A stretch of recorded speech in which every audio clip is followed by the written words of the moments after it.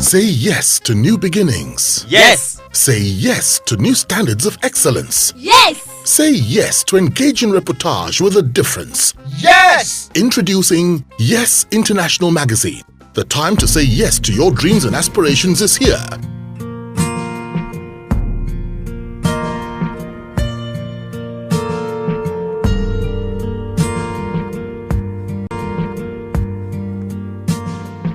Alright. First, I want to find out from you. What is your definition of comedy? Well, I just believe that in as much as we try to make people laugh, we should try to pass a message. That's what I try to do. I try to pass a message. I try to point out things that some people do not understand. I just don't make people laugh because I want to make them laugh. There was a time we went to Kenya. I went to Cooper Williams and he said, "Mandy, you two they do research. You two they do research. Just make them laugh." I said, "Boss, I don't often make them laugh like that now. I need to know what it, like that." So I think it's a problem for me.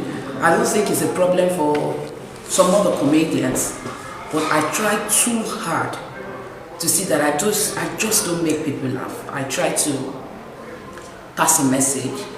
A comedian called me after Ali Baba's show and said, "Mandy, you always give us homework. You always do." I said, what did happen? He said, "I had to go find a breed for cats." I said, "Well, that was the plan." And then he laughed. But really, that was the plan. Alright. What got you interested in comedy? I wasn't really interested in comedy, to be quite frank with you. Alright, so how did it start? I'm just a jumpy person, but a subtle jumpy person. I'm jumpy because I'm jumpy naturally. It's my nature to be jumpy and want to be like a tomboy. But my mother keeps on saying, "A lady should be seen, not her. A lady should be seen, not her. Shh, make sure maybe not over, like that." So I'm jumpy, but in a subtle way. I'm not the jumpy in your face kind of person. So when I was in the university and we had the Babangida strike, I keep on sounding like an old Draco, but that has already happened. We had the Babangida strike and we were home for years, and like almost 2 years and we weren't doing anything. So I spoke to a friend, he's a reporter. I met him in Warri, he's a reporter with the Vanguard then, Oko or something. And then he said, "Ah, you know Charlie Boy." And because I was jumpy, but not in your face kind of jumpy, he said, "Ah, you go good for that Charlie Boy show where we're look. Come Lagos, I can talk to him." So I got to Lagos, I was shopping in his wife's shop. I was going around doing the candid camera. I didn't know Charles was behind me and I said, "This rubbish they do, I fit to pass like that." He said, "Hey, you fit? Go try now." So I thought he was joking. He said, "Yeah, me." He called them back in. They were doing candid camera outside the compound. But the cameraman was in. He called them back and said, "She said she want to pass them. Hey, what do you want to do?" I just, on the spot, I said, "Okay, give me container, make I enter that place now." And that was it. I just started and I started working with him and that was it. Alright. Now, what do you like best about being a comedian? Doing this interview with you. I just made you laugh. What I like best about being a comedian is open doors for me. Doors ordinarily. I couldn't have been able to knock, wait for them to open. Because I'm not a patient person. But comedy has opened great doors for me. You will be amazed at doors I've entered. I just entered Yes Magazine. I keep on entering different doors because I'm a comedian. So I should say I should give credit to comedy for doing that for me. It's made me friends with lots of great people. Intelligent people, not too intelligent people, people that are movers and shakers in this society. It's brought me close to tears, it brought me close to being happy, it pays my daughter's school fees. Comedy does a lot for me. I cannot, if I take a piece of paper and start writing what comedy does for me, I won't stop today. Alright. What don't you like about being a comedian? What don't I like about being a comedian? The very first thing every comedian experiences, make me laugh. I'm in the airport, I'm thinking of how not to forget something, not to miss my luggage, not to miss my flight. Somebody comes, "Hey, I said it and you're that comedian. I said it. Hey, madam." He calls the wife and the child.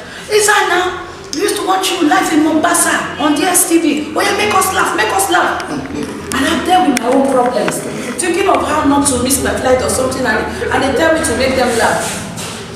So because I'm not the kind of naughty person, and I'm very diplomatic, I, in all my pains, also try to see how to put a smile on their face, even in my own pains. You know, so I also don't like wearing heels on stage. Because I have bow legs and I'm short, but I still need to look like a lady. So. Alright.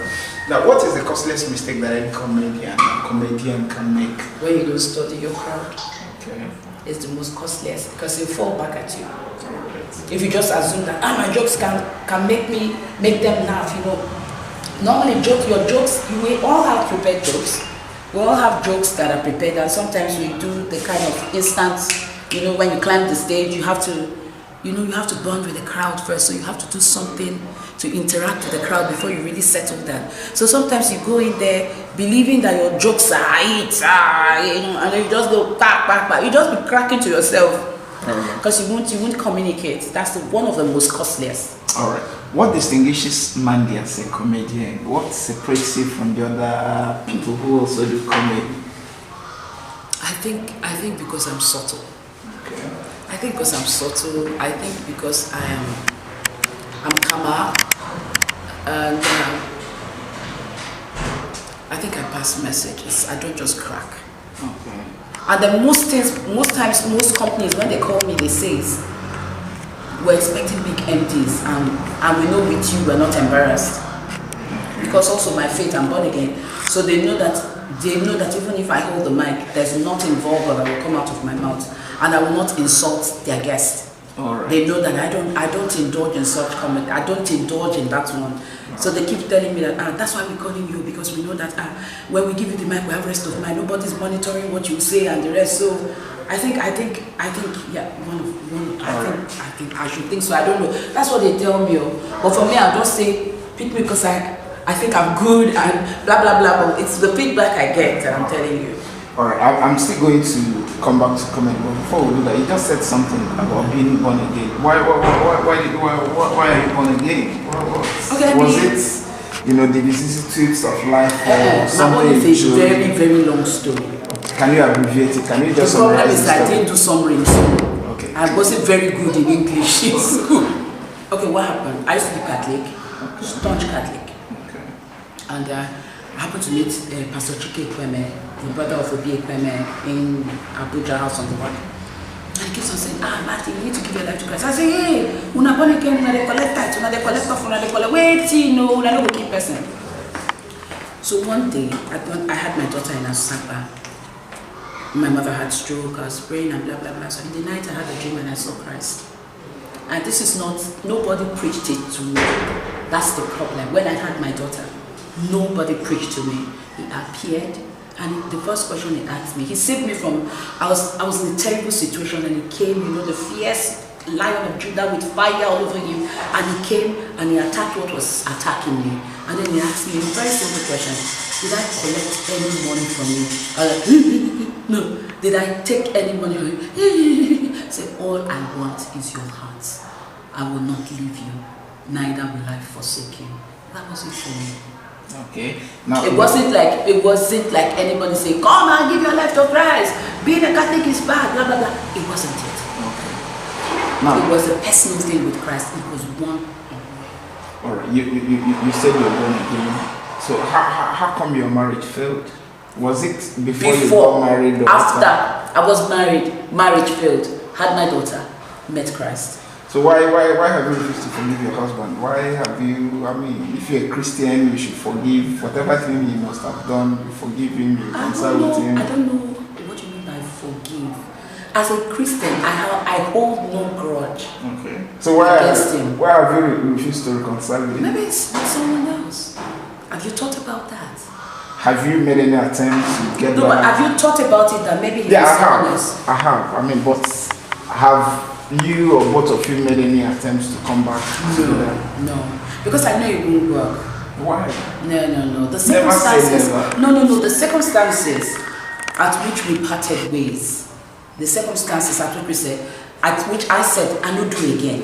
You understand me? I don't want it to reoccur in my life or even in the life of my child. No, but they said you left him because you were richer than him, you had more money than him, you They built said the house, that he was staying with you and you threw him out of the house and things like that. That's not, I live in Lekki, in my house, but when we're married, we're living in Oba.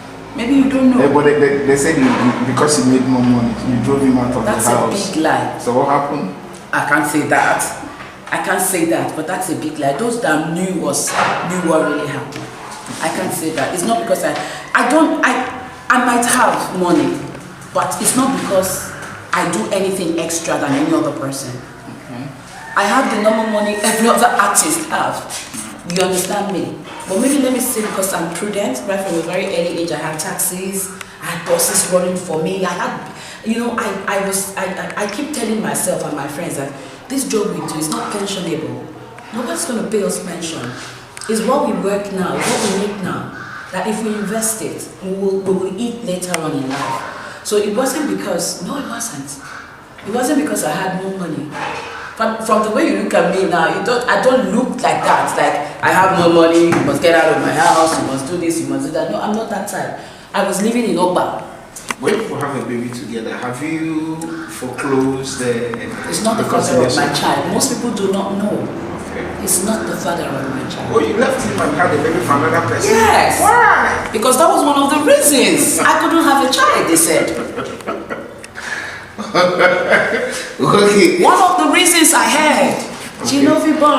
I was one of the people that got pregnant. I was shouting, I gave hello, what I ordinarily do not do. Yeah. Because I'm a very, very quiet person. I keep to myself. I don't like blah, blah, blah, blah. But one of the things they were saying I can't do.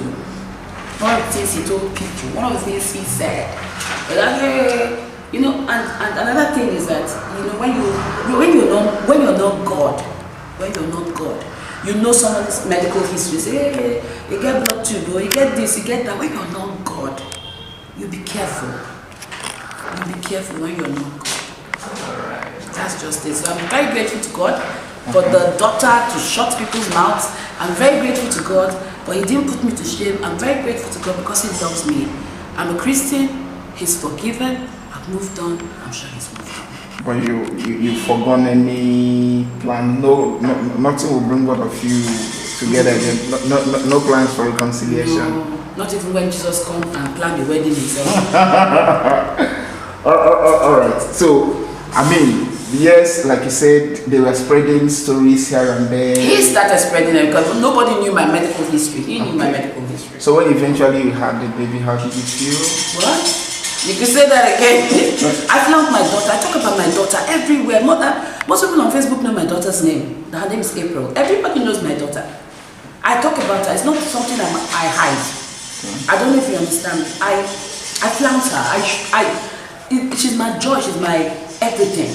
Okay. It's something that people thought could never happen in my life, and then God gave me. So, are you going to have more babies? I'm 40 something. This year now I go to 43 for what? You want I want to beat that, all those 10 children. Because when you grow older, the tendency of you having such kids will happen. You should know that. Okay, so who's the father of your baby? That one's still lives, so don't talk about it. A married man or a single man? We still don't talk about that one. Don't even know if he's married to me or he's married to someone else. That one we don't talk about it. Alright. Everybody close your mouth there. Alright. Your daughter is called April. Why did you name her April? Okay, I was born in April. I wish my parents had foresight to call me April. They didn't. Now I gave birth to my daughter in April. I met Christ in April. April is a beautiful moment for most Christians. They do not know. It's the beginning of our faith. That's when Christ died for us and rose again. April is a very fruitful month. If you look at April, you see mango, you see fruit, you see physical fruits, spiritual fruits. There are lots of fruits in April. So when I call her April, I know why I'm calling her April. But sometimes in school, when it's April, I just start saying, April fool, go to school, do you know this song they sing. So my daughter tells people her name is Avril, which is April in French. She said, my name is Avril, but how old is she now? She's 10. Okay. Alright. You've been around now for over a decade. What would you say has kept you going? I'm not a forward person. I'm not. How do I put it? In this industry, people tend to pay to be on blogs, pay to be, it's part of the entertainment industry to push yourself. I try to tell myself, Mandy, if you push yourself, where is the product? When there's so much hype around you and you stand up to make people laugh, where is the product? So concentrate on the product. I'm like an underdog. I see myself as an underdog. You don't talk about me, you don't know so much about me, and when I come, I wow you. And then we now have a relationship from that point. So that's how I get lots of people, I work for lots of people, I work for great people, you understand me, and I come in contact with people. I just see myself as a very subtle underdog. Alright. Most people are attaining success in what they are doing, but they find it difficult to sustain it. Where do you think they normally get it wrong? One of the problems I just mentioned now is the product. Is the product. I'm not kidding you. You make so much noise, you make so much hype. I've not heard a single. And then I see it in the papers. This single will blow your mind. This single is this single is that. Oh, everybody's talking about this single. And believe me, when you hear this single, you are disappointed. Before you know what's happening, the hype will kill the artist. Because you've overdone it. You understand me? But there should be an element of surprise in everything you do. That's the way I see life. Maybe my style, maybe my style is not right. But for me, I just found out that one of the greatest things that I've been able to sustain me is that I'm very humble. I'm very humble. I just don't care. If you say this, if you say that about me, I care less. You understand me? I'm focused, I know what I want. Like I was telling you about my daughter, I didn't have a nanny. I've had nannies earlier on, off and on. So I just gave up. I just said, no, I don't want nannies anymore. There's nothing wrong with my hands. I could wash, I could clean, I could cook, I could take care of my child. I could do school run. So I gave my daughter all the time in the world. Now she's 10, she's in the hostel. You will see me in every party. You will see me in every show. Now I don't know if I'm communicating. Yeah. So now I'm going to be backing up all now the product is there. So I'm going to be backing it up now with hype, other hype, every other hype now. Alright, your inspiration, where do you normally get that from? From around me. I wouldn't lie, from around me. I had a joke. My dad died.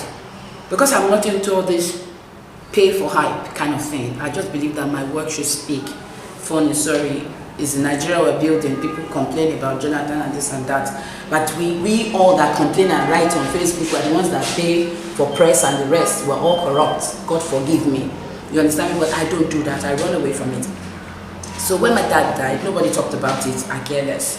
You understand? Because I won't pay you to come and write about my dad. So I told myself, I said, the first thing I should do is to crack a joke about my dad's death. Now, how can you crack a joke about death that is not painful and that is not nauseating to the people that are hearing it? Death is not a good thing to sell. So I packaged it. And the first time I cracked this joke, I cracked it for IBB. IBB was in the audience. He laughed and he was almost tearing up. You understand me? Because I related it to him creating Delta State, giving it capital in Asaba, joining up with Ugogo people, that I buried my father and the Ugogo people unearthed my father's grave, pulled the shoe he was wearing canvas socks, pulled his clothes, wearing boxers. IBB was tearing up, so that was the first time I cracked that joke. And it settled. Then when I went to Kenya, they had the bomb, they had the supermarket, the bomb blast. And I found out that the president's cousin was in the blast with his girlfriend, his fiancée actually. You won't believe that. The same things I talked about my father's death was what happened in Kenya. This girl's phone, laptop, ring, everything was stolen by the morgue attendants. So sometimes we'll need to ask ourselves, when we buy phone, we buy this, we buy that expensive wristwatch, and we're working on the street, and God forbid, death happens. Most of these things, even your phone said you go to die, person will thief your phone from you. You understand me? So I get jokes from things happening around. I get jokes. I was discussing with Bobby, and he told me, RMD went to America and they lost someone, so they went to visit the person that died. So RMD was looking for the picture of the person that died. No picture. And I whispered to the friend, said, that person will die. They said, no, no, cats. And I go, cats. We don't think it's witches. So I was thinking, how do I marry cats and a foreign culture and Nigerians, and how do I bring cats to light? And that's what one of the jokes you heard. You know, so I try to, when I listen to this, I try to marry things with what's happening around me, what I see. In our culture, when you're a certain age and you're not married, it's taboo. You must look for a fertilizer or a get man or something to marry. But I found out that the more you make joke about a certain thing, it becomes mundane. It doesn't look like one big thing anymore. So the first thing I do is, I'll be married. I have a daughter. So nobody beats me or say, hey, Mandy, go marry. But I know what a lot of young ladies are going through. I know the pains, I know their prayers. So when I crack my jokes centered around marriage and the rest, it's for you that's seated and you're laughing to understand that there's someone that's, hey, like I used to tell the president's wife, anywhere I see her, even when she lost her mother, and I went to see her in Port Harcourt, I went into her house, I said, Mommy, you know me, if not to say your mama died, I for disturb you now, you for find me husband now. She said, Mandy, don't worry. This is not a good time for husband talk now. You understand me? So I disturb people, but I try to make it issue days. Alright. Don't you sometimes worry about not having the money in your life?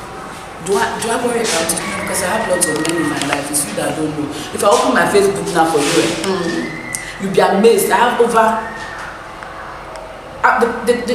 the messages will get up to 400, 300 or something, then start from one again. So how do you... If you see suitors, so those that hold flower, when you have India, eggs and stuff like that, how do you do it? How do I put it that I've been celibate for a long time now, and most people know. People that know me know that I've been celibate a long time. And it's not my will. It's not my... I wouldn't boast about it. I wouldn't clap hand for myself that, hey, up Mandy. How many years? Over 7-8 years. I've been celibate. Now I won't clap hand for myself that, hey, up Mandy for being celibate. It's not me, it's Christ. It's not me, because you see, the pressures of things that are worrying me, the pressures of things that are disturbing me, when I think of school fees, when I think of other things, when I think of hustling, when I think of money, when I think of jokes, I don't even think of a man. So you don't miss sex? I don't, because it was never something I liked earlier. I was never that type. But maybe that was what your man couldn't get, and maybe he decided to try his luck elsewhere. Maybe, I don't know, but he never cheated on me. That wasn't the reason. We never fought because he cheated on me. It was never the reason. Do you sometimes miss not having a man in your life? You know, somebody that can come home to and gist with. My mother used to tell me that I'm a man. My mother used to tell me I'm a man. She tells me, say, man, you can be man. That's how I see myself. I don't, there are ladies that need that shoulder to cry on. There are ladies that need someone to talk to say, today wasn't good, my manager was this, my aunt. I'm not that type. I've babied up a long time ago. I don't need that. I've always been a strong person. You understand me? Very strong person. I was very young when I left this country to go abroad to study on my own. So I've been very independent. You understand me? So it's not like, do I miss a man? I wouldn't know. I wouldn't know, because I've never had any such kind of thing, like somebody loving me, caring for me, doing this, doing that. I've never known it. So because I've always been a struggling person. Even when I was married, I was struggling. So if maybe when I was married and my husband was caring for me, petting me or taking care of me, maybe I would say I missed it. But because there was no change, I was still the hustler. I was still the struggling person. So I don't know how it is Maybe if you direct me to someone that can help me, to tell me that, Mandy, look, there's a man out there, like Fashola, like Tinubu, like IBB, you know, that can just say, look, madam, all this you're hustling, don't go pay, just relax, keep your, you know, stop running around. Don't be shouting on taxi drivers, bus drivers, say, where my money, where my balance. No, don't do that. Come, relax. I'll send you to Hawaii. I told someone, I said, every red cent I spend because I earn the red cent. Every red cent. Nobody gives me a red cent. You understand me? I'm that kind of person. Okay. So if I had someone, please, anybody reading yes, I beg, just to shut my mouth up and change my life and change my impression about men. Just call me, say, Mandy, come, just take this 15, 20 million, just go to Dubai, shop as you like, shop until you drop. Azu, now me go begin miss men. Okay. All right.